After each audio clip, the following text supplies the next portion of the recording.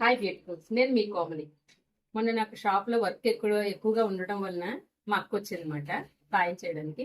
తను వచ్చింది, షాప్లో సాయం చేసింది, ఇంటికి వచ్చామన్నమాట మేము. అయితే వాటర్ తీసుకొని తాగుతూ మా అక్క ఒక డైలాగ్ వేసింది. వాట్ ఎన్ ఐడియా జీ అంది. అంటే ఏంటి అలా అంటున్నావు అని చెప్పేసి అన్నాను.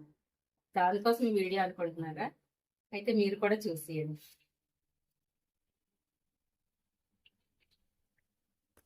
ఇది రాగి గ్లాస్ మాట.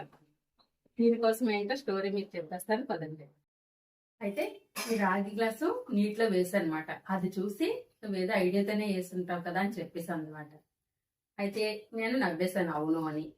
రోజు రాగి బిందెలో వాటర్ తాగమని చెప్తున్నారు కదా, నేనైతే రోజు రాగి బిందె తోమి నీళ్ళు వేయాలంటే నేను వేయలేను, నాకు అంత టైము ఉండదు అని చెప్పేసి అన్నాను. అందుకని రాగి గ్లాస్ నీటిలో వేశాను. ఐడియా బాగుందంటే మా అక్క ఏమో చాలా బాగుంది, నేను కూడా అలాగే వేస్తాను అన్నది.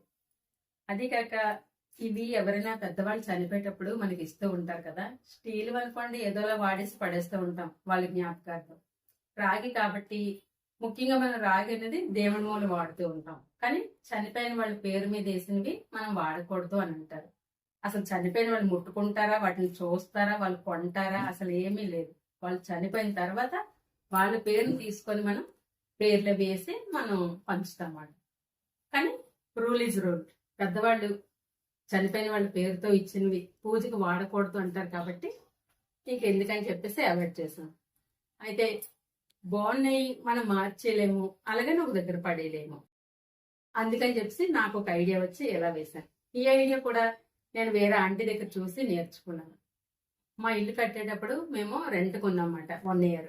ఆ ఓనర్ ఆంటీ వాళ్ళ ఇంటికి వెళ్తే వాళ్ళ బిందెలో ఒక ఎంతో చెంబు ఉందన్నమాట.